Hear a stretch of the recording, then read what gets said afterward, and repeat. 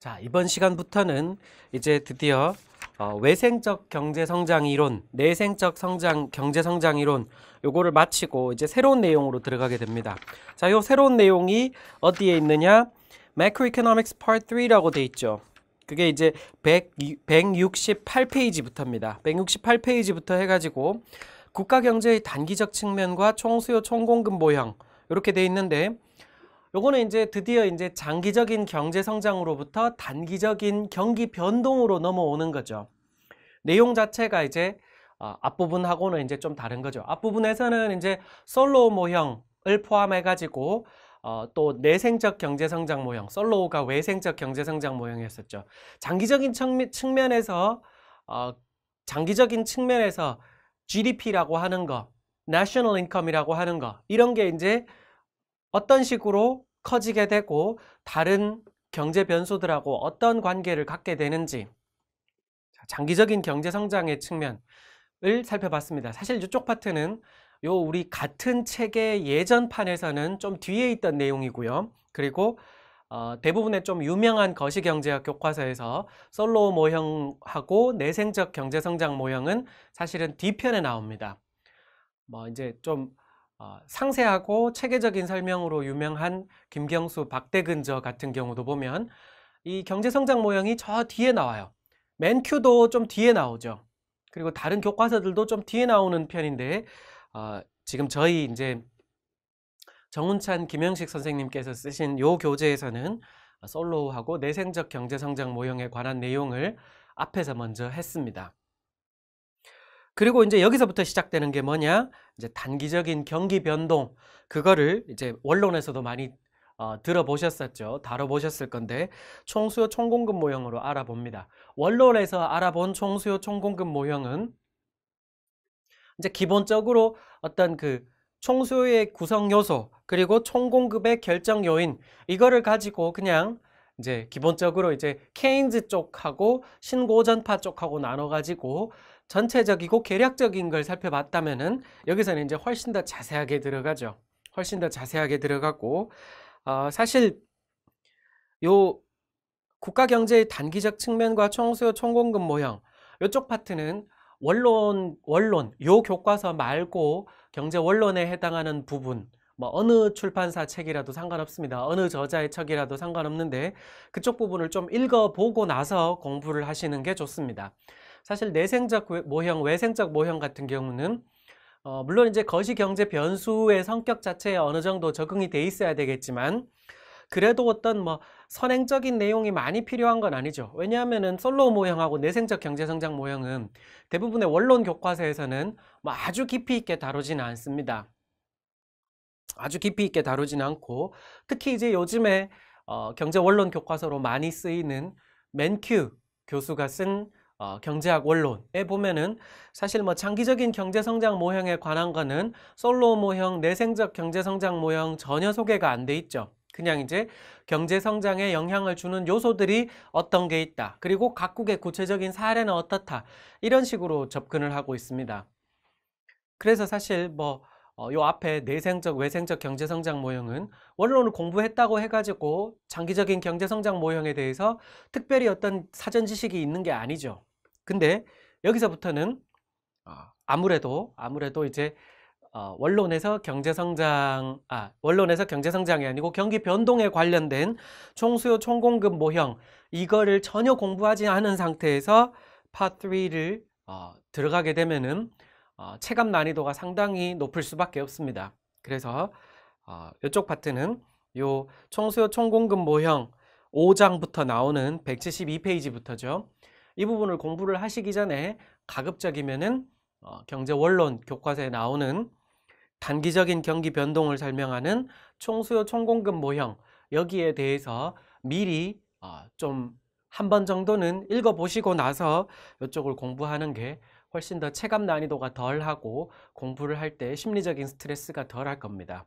왜냐하면 공부를 할 때 뭐 당연한 얘기지만 심리적인 스트레스가 너무 심하다고 생각이 되면은, 그리고 또 진도는 나갔는데 내가 이해되는 부분이 너무 적다고 생각을 하면은 사실 나 자신에 대한 능력, 나 자신의 자질, 이런 거에 대해서 의심이 오기 시작하고, 내가 과연 이 공부를 할 수 있는 사람인가? 이게 나한테 맞는 공부인가? 이런 생각이 꼬리에 꼬리를 물기 시작하면서 의욕이 급강하기 시작하죠. 그러니까 이쪽 파트는 그런 성격을 좀 갖고 있는 파트이기 때문에 원론을 저는 전혀 안 했는데요 라고 하는 분은 이거를 바로 시작하시면은 너무 이렇게 맨땅에 헤딩하는 상황이 돼버리기 때문에 별로 추천하고 싶지 않습니다. 그래서 이쪽 파트는 좀 사전 지식이 필요하다는 거고요. 그리고 또 여기 이제 그 169페이지 페이지 수는 안 나와 있는데 이렇게 이제 화살표가 살짝 뭐 산 모양으로 꺾여서 이렇게 표시되어 있는 그 그림에 보면은 5, 6, 7, 8장이 있죠. 거시경제 총수요, 거시경제 총공급. 근데 사실 페이지 수를 띡 봐도 5장보다도 6장이 짧습니다. 5장보다 6장이 훨씬 짧죠. 거의 절반 정도 길이밖에 안 되죠. 그러니까 이론적으로 경기 변동에 관련해서는 총수요 부분이 훨씬 더 양이 많다는 겁니다. 그리고 경기 변동의 원인으로서 총공급보다도 총수요가 더 중요도가 높기 때문에 그런 거죠. 그리고 이제 총수요 총공급의 균형, 그리고 8장에서 필립스 곡선 거시경제정책의 여러 문제가 나오는데, 사실 이제 뭐 수업 목적, 뭐 어떤 이제 시험 5급 7급 시험이라든가 그런 거와 관련해 가지고 상당히 중요도가 높은 부분이고요. 학교 시험에서도 마찬가지죠. 학교 시험에서도 사실 거의 뭐 많은 문제가 한 학기 동안 배우는 전체 진도를 살펴봤을 때 그 학교 수업에서도 시간의 많은 부분이 5, 6, 7, 8장을 공부하는데 할애가 될 것이고, 실제로 문제도 솔직히 말해서 거의 대부분 5, 6, 7, 8장에서 문제가 나올 겁니다. 5, 6, 7, 8장의 비중은 사실 뭐 한 학기짜리 거시경제 이론 수업이라고 한다면 거의 뭐 중요도라고 하는 게 뭐 50%, 60% 비중이 5, 60%가 넘어가죠. 중요도가 뭐 상당히 높다고 볼 수 있습니다. 페이지 수를 봐도 그렇고요, 사실. 사실 그 장기적인 경제 성장 모형에 관한 것도 중요하지만 현실적으로는 요 5, 6, 7, 8장과 관련된 게 훨씬 더 이제 시험 목적과 관련해 가지고는 훨씬 더 이제 중요도가 높습니다. 자, 그래서 이제 먼저 또 한 페이지를 넘겨 보시면은 우리나라 경기 변동의 정형화된 사실 해가지고 이제 각각의 거시경제 변수가 어떤 성격을 가지는지가 정리가 돼 있죠. 자, 요거를 먼저 보기 전에, 자, 요거는 일단 요거는 이제 뭐 각각의 거시경제 변수와 관련된 사항이고요. 앞에서도 사실 이제 우리가 구체적인 데이터를 보면서 다뤘었습니다. 자, 요 부분은 이제 5장을 보면은 맨 앞에 이제 생산물 시장의 균형 해가지고 투자 함수부터 얘기가 나오는데, 요거는 사실 중요한 선행 내용이 있죠. 케인즈앤 크로스, 케인즈의 십자가라고 하는 케인즈 모형에서 단순 모형입니다. 케인즈 모형에서 단순 모형, 우리 책에서는 2장에 나와 있었죠. 자, 2장에서 확실하게 제대로 공부를 하신 분도 있겠지만 그렇지 않은 분도 있을 것이고, 그리고 2장에서 사실 공부를 했다 하더라도 약간 또 잊어버리셨을 수도 있기 때문에, 그렇지만 요 5장 내용을 공부하는데 너무너무 중요하기 때문에 한 번만 좀 복습을 하고 넘어가겠습니다.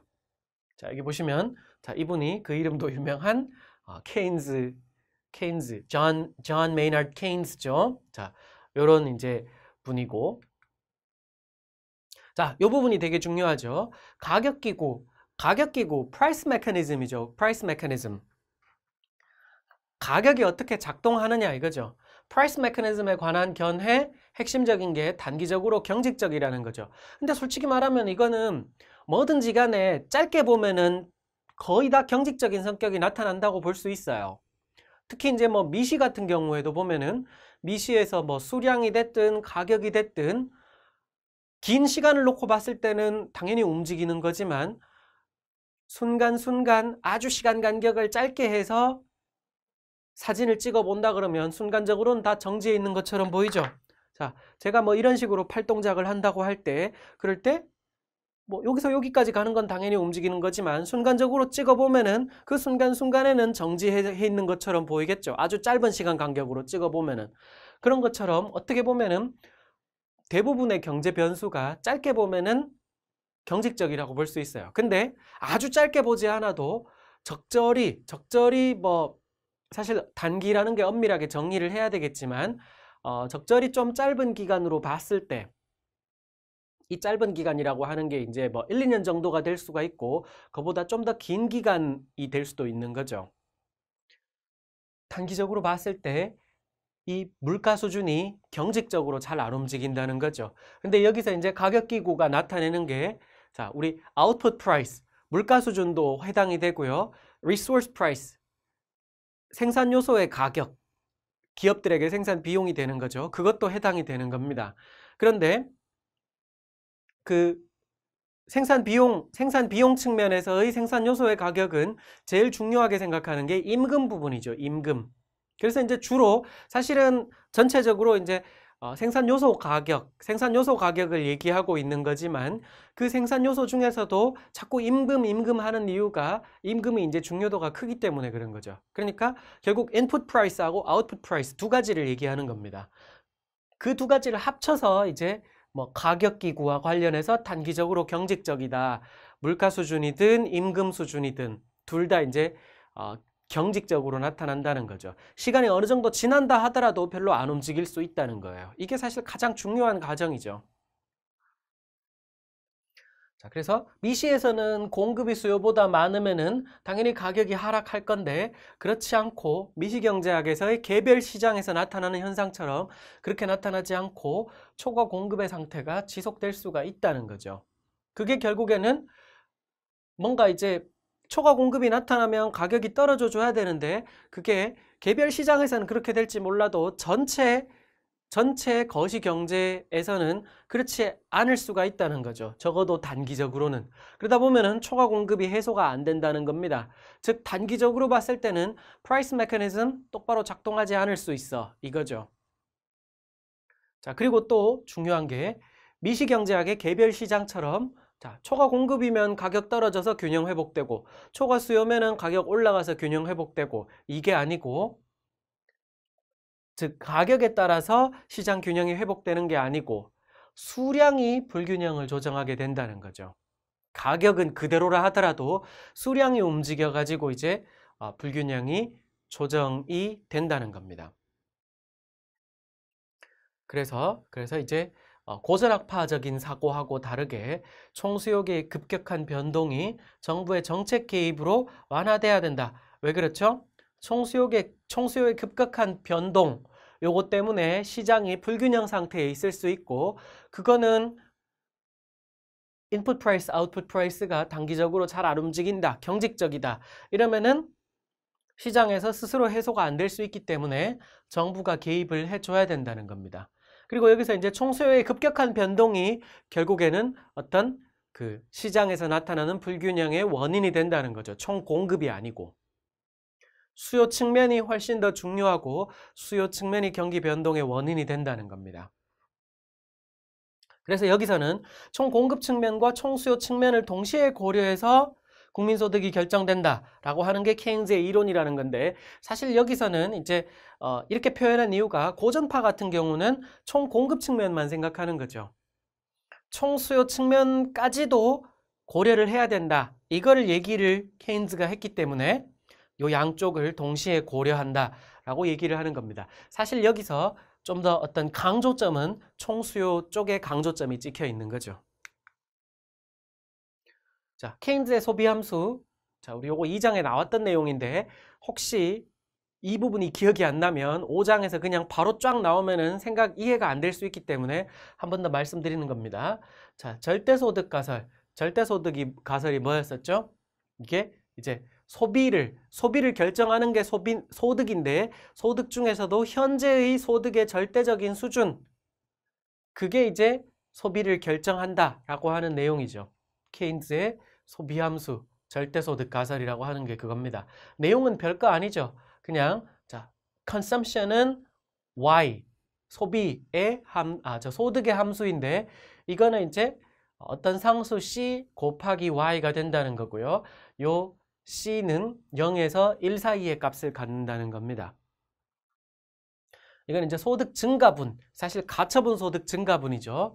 소비 증가분이 차지하는 비율, 이렇게 얘기하는데, 사실 요 C는 사실 이제 뭐 MPC라 그러죠. MPC라 그러고, 요거는 이제 income, 그리고 사실은 요 큰 C 이렇게 되는 거죠. 요 관계식을 만족하게 되는 거고, 이게 사실 이제 1보다 작다는 게 중요하죠. 1보다 작다는 게 소득이 늘어났을 때 그게 전부 다 소비로 연결되지는 않는다.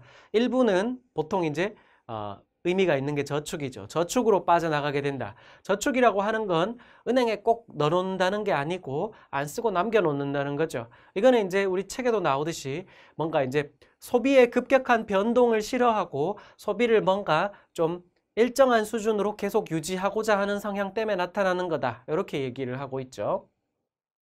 그래서 이제 현재 소득의 절대적인 크기가 현재 소비를 결정한다가 절대소득 가설입니다.